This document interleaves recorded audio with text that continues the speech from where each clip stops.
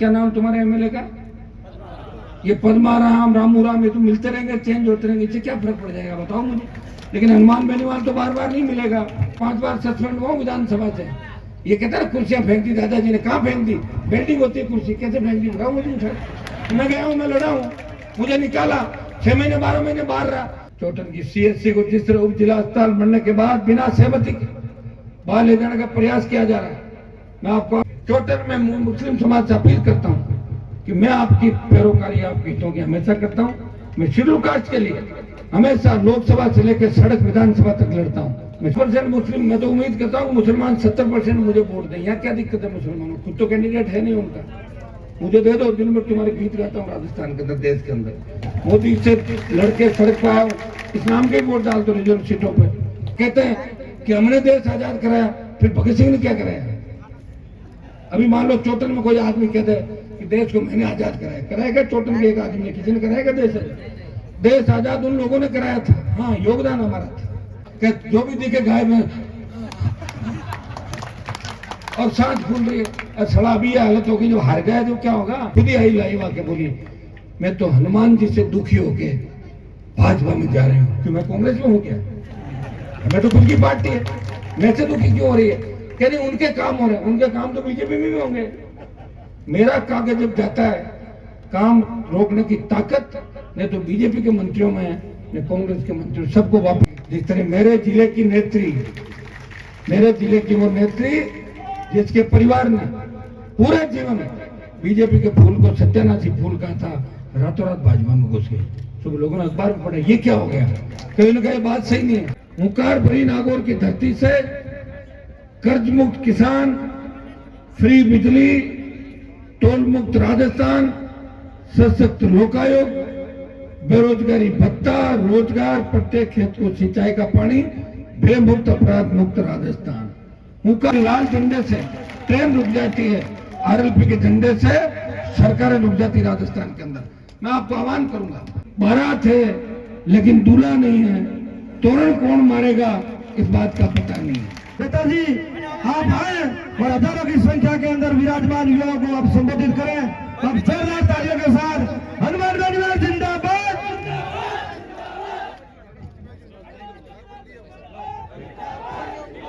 के अंदर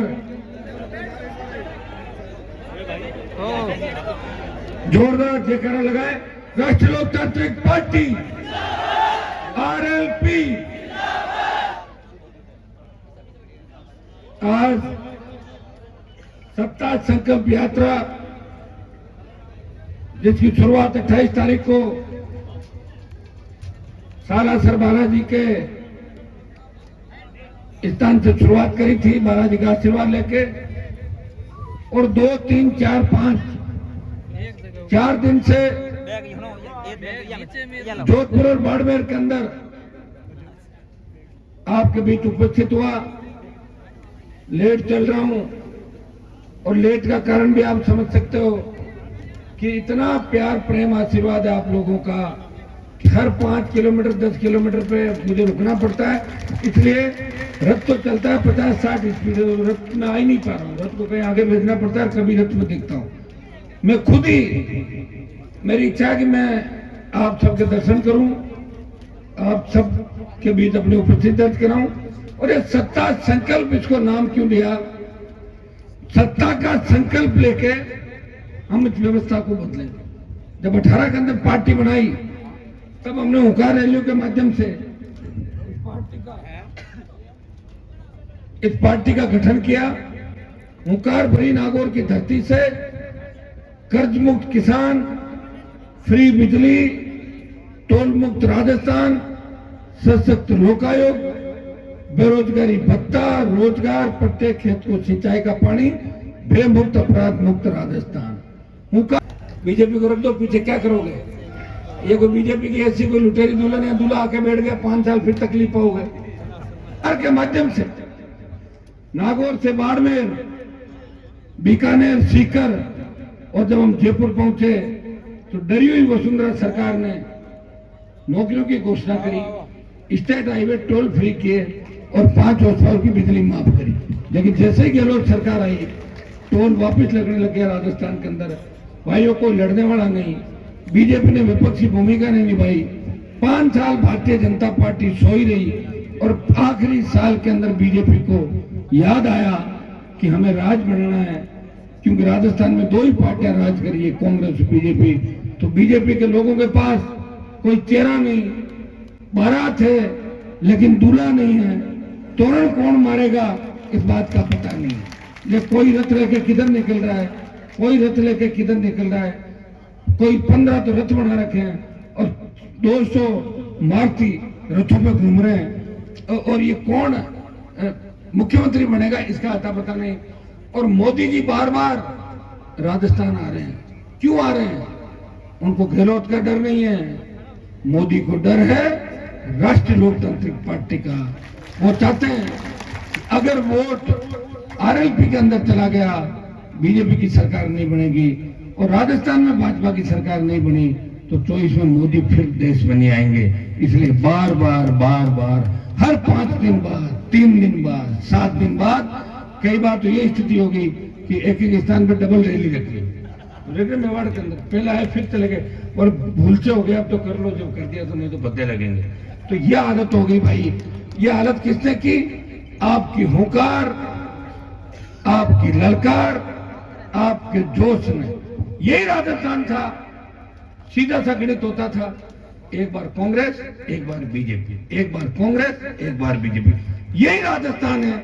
लोगों ने कहा हमें हमारी क्षेत्रीय पार्टी चाहिए, हमें बोतल वाली पार्टी चाहिए। छोटे बच्चों ने बाड़मेर चोटन के गांव झोपड़े के अंदर झंडा लगाया आरएलपी का, हम इस पार्टी को वोट देंगे, बोतल हमारा चिन्ह है, ये जवान किसान की पार्टी है। और भाइयों, जो झंडा मैंने आपको दिया है, अगर वो झंडा लेके कोई गरीब आदमी सड़क पे खड़ा हो जाए या खेत पे खड़ा हो जाए, मजा ले कोई उसकी तरफ देख ले।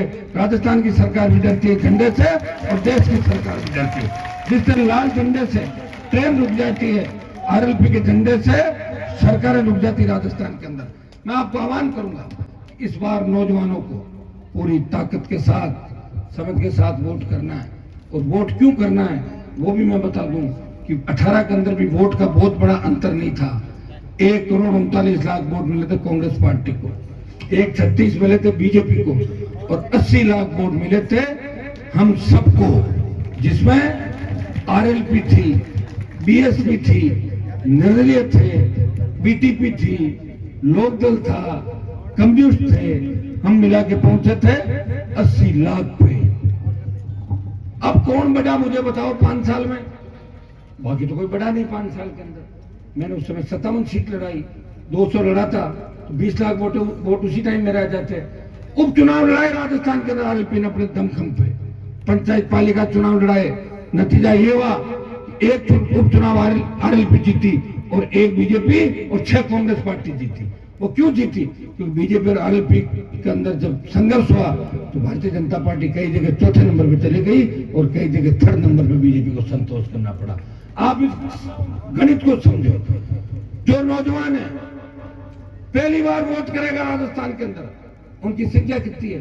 85 लाख पहली बार वोट करेगा राजस्थान के अंदर।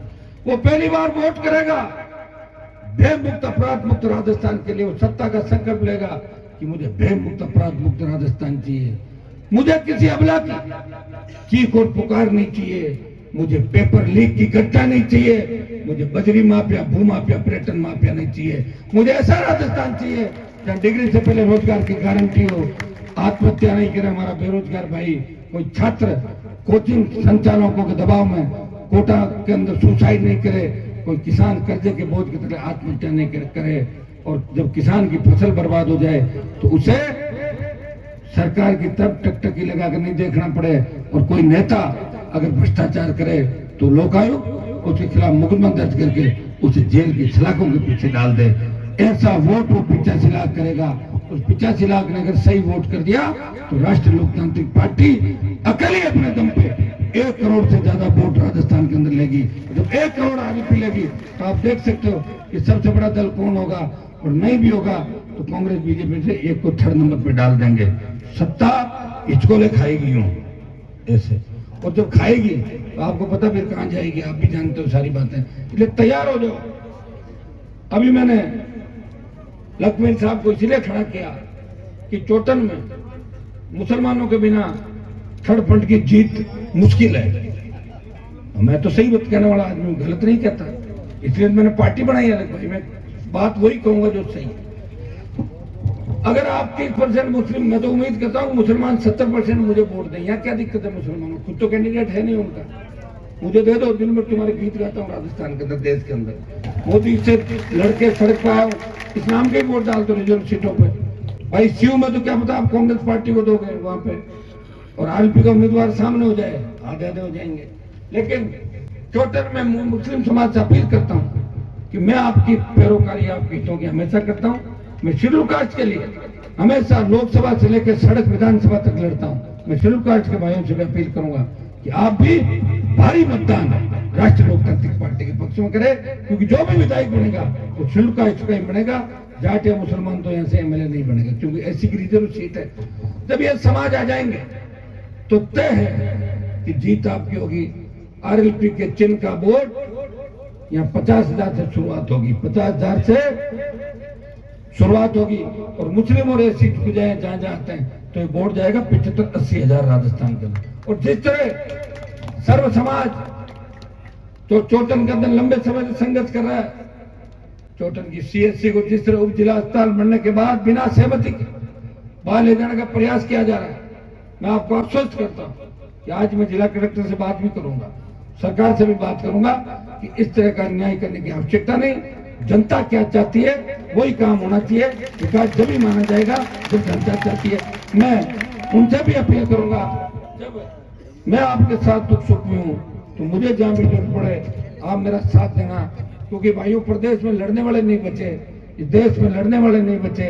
इस देश को भगत सिंह की आवश्यकता है, इस देश को चंद्रशेखर आजाद, इस देश को सुभाष चंद्र बोस जैसे नेताओं की जरूरत है। वो नेता कहाँ हैं, या तो देखा नहीं। जैसे ही चुनाव आते हैं पार्टी बदलने की होड़ मचती है। 5 साल कांग्रेस, फिर बीजेपी का दुपट्टा, फिर वापस कांग्रेस, और अपना घर और परिवार कैसे आगे बढ़े इसी में एमएलए एमपी लगे हुए हैं। बाड़मेर के अंदर मैंने देखा था जिन नेताओं के पास 25 साल पहले साइकिल नहीं थी, आज ऑडी और करोड़ों रुपए की गाड़ियां लेके घूम रहे। कहां से लाए बताओ तो सही, कहा मुझे भी बता दो, मैं भी लेके आया, सेकंड हैंड गाड़ी लेके घूम रहा हूँ। देख लो मेरे पास क्या स्थिति है। तो चोरी करके ही वो आगे बढ़ते हैं, किसी को काम नहीं लेने देते। ये आपकी जो रिफाइनरी है, चाहे आपकी दूसरी कौन सी कैन, उसमें सारे ठेके खुद ही ले लिए नेताओं, भांजे भतीजे खुद के, और दिन भर मुनीमगिरी का काम करते हैं। उसके बाद जाके सर मेरी एक ट्रक लगवा दो, ये औकात नहीं नेताओं की, यही सही है। और ये यहाँ बाड़मेर में नहीं, नागौर, जोधपुर, आपका अलवर, भरतपुर, सारे एमएलए सारे नेता एक ही काम करते हैं कि जो भी कोई कंपनी बाहर से आती है अपना हिस्सा उसमें रख लेते हैं। साहब ट्रांसपोर्ट का काम हमारे परिवार को दे देना, मेरे रिश्तेदार को दे देना। जब बाड़ी खेत को खाने लग जाए तो खेत की रखवाली कौन करेगा? अगर मैं सही हूं तभी तो बोल पा रहा हूं, अगर मैं गलत होता तो अमित शाह और मोदी की ईडी और सीबीआई मेरे घर पे छापा मार लेती।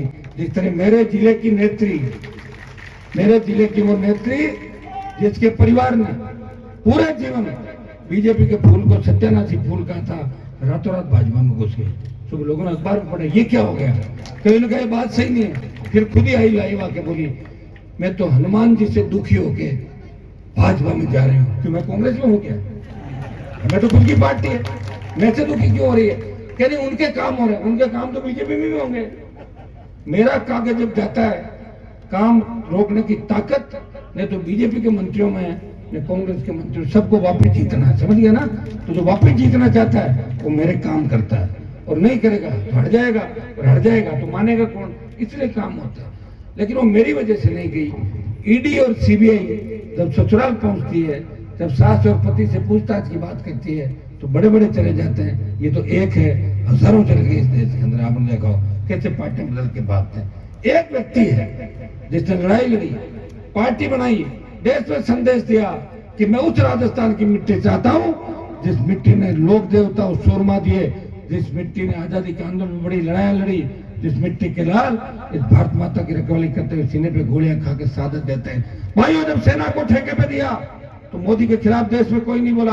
हनुमान बेनीवाल, किसान का बेटा, लोकसभा और पार्टी और जोधपुर में 2 लाख जवानों की रैली करके मोदी को चेतावनी देता है, प्रधानमंत्री जी सेना को ठेके में देना ठीक नहीं है। मैं आ रहा हूँ दिल्ली की तरफ, तो 25% से 50 कर दे, आधे तो अग्निवीर एडजस्ट हो जाएंगे, बच्चे आधे, टाइम बचा हुआ है, चिंता नहीं करें।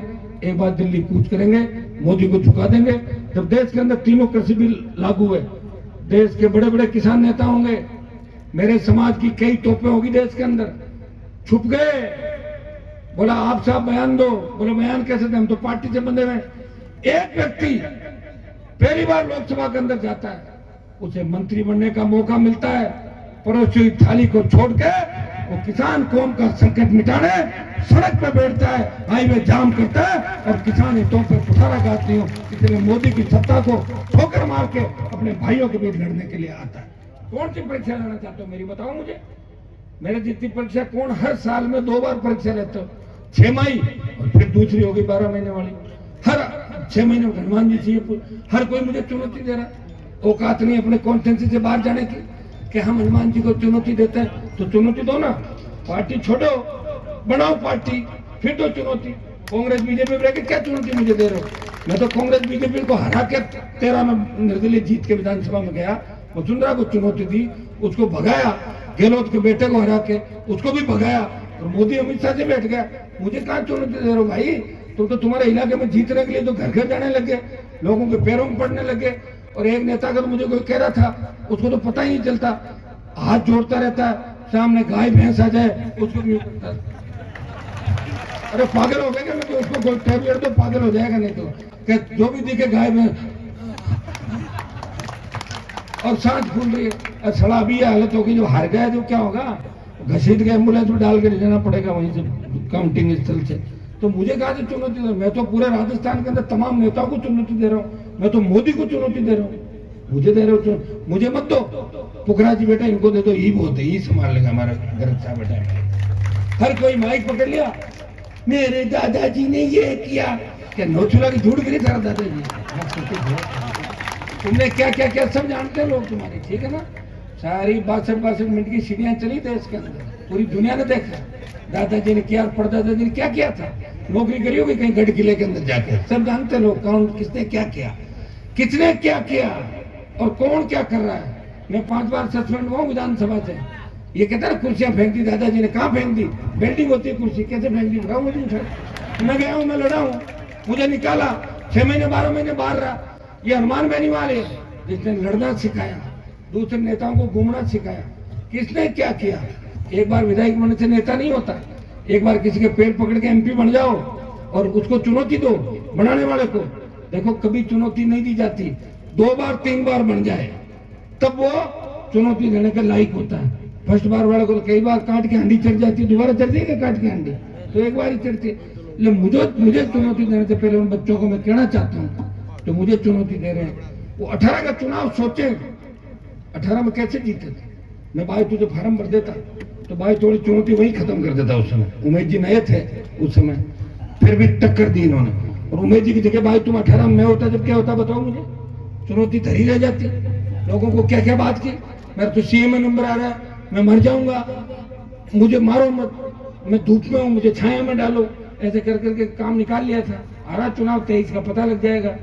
जिस गहलोत के खिलाफ बात कर रहे हो उसी गहलोत की उंगली पकड़ के सत्ता के अंदर आए थे। जानते नहीं क्या लोग कि 25-30 साल किसकी सेवा करी आप लोगों ने? नागौर के, जोधपुर के उन परिवारों ने जो कहते हैं गहलोत ने हमारे परिवार को बर्बाद किया, उसके बेटे को जिताने के लिए गली गली घूमे और गहलोत का बेटा उनसे नहीं आ रहा। जब बायतू का विधायक ओसिया और नागौर की हमारी नेत्रियां जब गहलोत के बेटे के लिए वोट मांग रही थी, हनुमान बेनीवाल गहलोत के बेटे को हराने के लिए गली गली घूम रहा था, उसको हरा के कर लिया। ये होती है चुनौती। काय की चुनौती?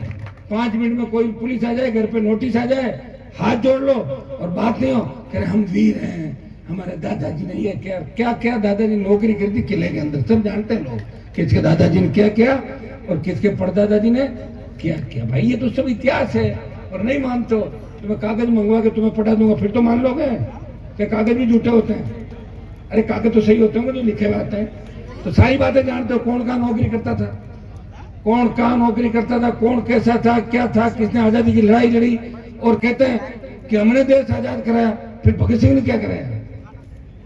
अभी मान लो चोटन में कोई आदमी कहते कि देश को मैंने आजाद कराया, कराएगा? चोटन के एक आदमी ने, किसी ने कराएगा देश? देश आजाद उन लोगों ने कराया था, हाँ योगदान हमारा था। कोई आजादी वाले आ गए उनको पानी पिला दिया, चाय पिला दी, ये योगदान हो गया। देश आजाद उन लोगों ने कराया था। आज बॉर्डर पे जो रखवाली कर रहे हैं, हम ये कह सकते हैं कि हमारी कौम के लड़के लड़ रहे हैं, हम खुद थोड़ी लड़ रहे हैं वहां जाके, लड़ तो वो रहे। शहीद जो हो रहा है, शहीद के परिवार को तकलीफ होती है, उनका बेटा घर से चला जाता है। तकलीफ किसको होती है? उनके अपन कहते हैं कि आप चिंता मत करो, सारी बात घर से खाली तो हो जाता है ना उनका। शहादत उनकी है, हमारी कौम और किसान उसके लिए कहते हैं हमारी कौम के लोगों ने शहादत दी। आप यार बात कर रहे हो देश को आजादी की, अपने घर को तो आजाद नहीं करा सके आप लोग। घर को आजाद करने के लिए भी पूरा सिस्टम सेट करना पड़ता भाई। कहाँ तुम थे, क्या क्या धोखा इस राजस्थान को, मारवाड़ को, पीने का पानी नहीं, ये तो तेल निकल गया। अगर आपके लोगों नेताओं को पता हो जाता कि अंदर तेल है तो उसको भी रोक देते अंदर, कैसे तेल निकलना नहीं चाहिए, विकास हो जाएगा। नागौर में किया ना, ट्रेन आएगी तो चोर आएंगे, बिजली आएगी तो करंट आएगा। कितना नाश किया है जिले का मारवाड़। नहर आ जाती 60 साल पहले, और नहर आ जाती तो चोटन के किसान के बेटे बेटियां भी जर्मनी, इंग्लैंड, अमेरिका के अंदर पढ़ते नहीं पढ़ते। नहर में नहीं लाया, मैं था क्या उस समय? मैं तो आने के बाद काम चालू हो गया, हर जगह हो गया, और हर नेता विकास की बात करने लग गया। हनुमान बेनीवाल ने नेताओं को भी जगह दिया, पब्लिक को जगह दिया। ये पुलिस खड़ी है आपके सामने दुनिया भर की, मैं ये तो नहीं कहता कि एकदम 100% पुलिस ठीक होगी, लेकिन पहले से काफी ठीक होगी, हुई कि नहीं हुई? अब अगर जरा सा भी आपको छेड़ती है तो पुलिस को पता है कि हनुमान जी का टेलीफोन आ जाएगा, वो आ जाएंगे थाने की तरफ, है कि नहीं है? तो मैंने जो किया सारा ठीक, उससे पहले क्या था बताओ? लेकिन पुलिस में अच्छे लोग भी हैं, इनका ध्यान भी अपने को रखना। अपने अंदर भी कई तरह के लोग हैं, सारी पुलिस की जरूरत भी हमें, पुलिस के अंदर भी ठीक मामला हो, कोशिश करते हैं कि जिस तरह भ्रष्टाचार राजनीति के अंदर, पुलिस के अंदर, दूसरे महकमों में हो रहा है, ये पीड़ा है। और ये पीड़ा क्यों है कि थानेदार वही लगेगा जो एमएलए चाहेगा, और एमएलए अगर थानेदार लगाएगा तो एमएलए अपने हिसाब से काम कराएगा, आप भी जानते हो।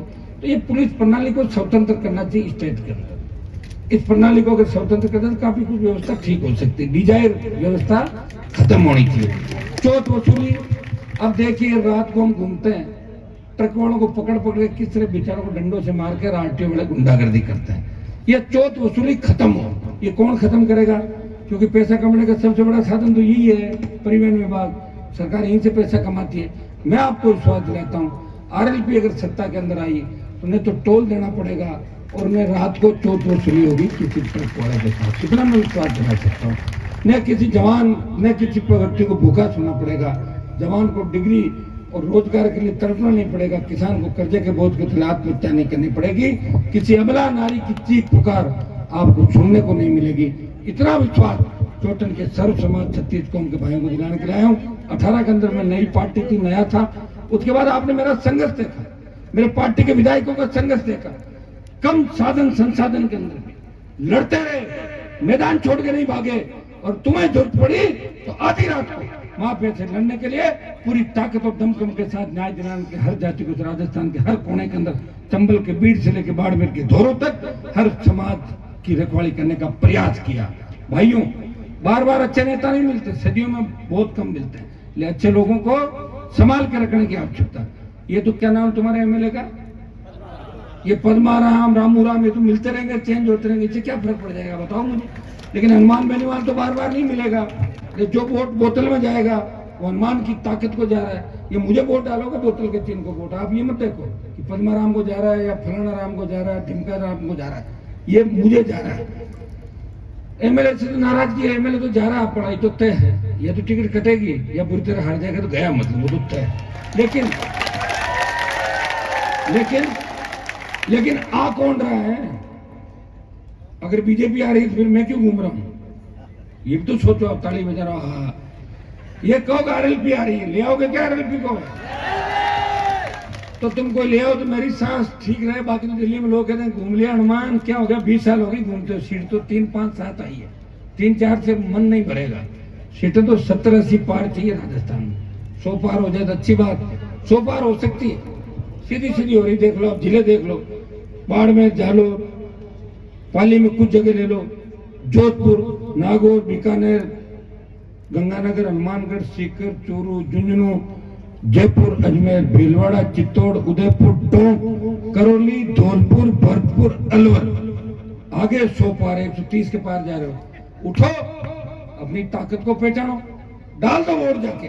और अभी से पढ़ कर लो सत्ता संकल्प का कि हम पढ़ करते हैं, एक वोट खुद देंगे और एक वोट दूसरे मेरे भाई का और आसपास के लोगों को लेके एक का 2 वोट कर देंगे, अपना व्यवस्था बदल जाएगी। चोटन में 40,000 कितने 30,000 आए थे, कितने और वो 24,000 वाला कहाँ है अपने साथ, निकल गया। अच्छा रहा, कोई नया ढंग आ जाएगा। ठीक है, पिछली बार जागृति थोड़ी कम थी, बढ़ गया था वोट, लेकिन 5 साल में कितना वोट बढ़ा। ये जो बढ़े है ना 80-85 लाख, इसमें चोटन में भी खूब नया वोट बढ़ा। बाड़मेर का आज मैं देखा था कितने लाख बढ़े बाड़मेर जिले में, भारत ना ज्यादा बढ़े भाई, कितने बोला था ना इतने लाख वोट नया करेंगे बाड़मेर जिले में, तो वो बढ़ा है तो 4.5 तो बढ़ गया ना 50,000। यहाँ 50,000 मान लो ना, तो 50,000 में 30 मेरे मान लो अकेले के, तो जो मैं है ना बच्चे 30 बढ़ गए और 30 वो बढ़ गए 24 और कुछ बढ़ा दोगे। आप लोग बैठे हो ना, आप लोग बढ़ा देना। कुछ शहर वाले आ गए, अस्पताल का मामला इसको भी छटाएंगे आपके, चिंता मत करो। 1-2 मामला बढ़ा देना, वोट 75,000 कर देना, जीत जाएगी सीट आगे पीछे। बीजेपी को रख दो पीछे, क्या करोगे? ये कोई बीजेपी की ऐसी कोई लुटेरी दुल्हन या दूल्हा आके बैठ गया, 5 साल फिर तकलीफ पाओगे, फिर मुझे बुलाओगे बार बार। तो मैं आपको आह्वान करता हूँ कि आप सत्ता संकल्प यात्रा के माध्यम से जो लड़ाई में लड़ रहा हूँ राजस्थान के अंदर, मेरा पूरा साथ है। और चूंकि बाड़मेर बॉर्डर का इलाका, आपको लड़ता हुआ देख दिल खुश होता है कि बाड़मेर के अंदर हमारे भाई किस तरह लड़ रहे हैं सत्ता के खिलाफ। यहाँ कोई कार्यक्रम की तैयारी नहीं थी, मैसेज किया अपना, बच्चों ने सारा कार्यक्रम देख लिया। RLP का टेंट लगाया आपने, पूरा RLP के कलर का टेंट है पूरा, तो मैसेज आपने दिया। मैं विश्वास दिलाता हूँ आपको धोखा नहीं दूंगा, सत्ता के अंदर लेके आऊंगा। और सत्ता में एक बार आ गए और सत्ता का आनंद ले लिया तो आप सत्ता को छोड़ोगे नहीं, हमेशा सत्ता आपके हाथ में रहेगी। बहुत बहुत आपका धन्यवाद। जय हिंद। चोटन कुछ मांगे बताइए, चोटन की आबादी ये तो आ गई आपकी, पहाड़ के पानी से मुख्यमंत्री ने हवाई सर्वे किया और बीजेपी वालों सेल्फी लेके, सीवरेज लाइन की कमी है, ठीक है, अपराध ठीक है, राजकीय में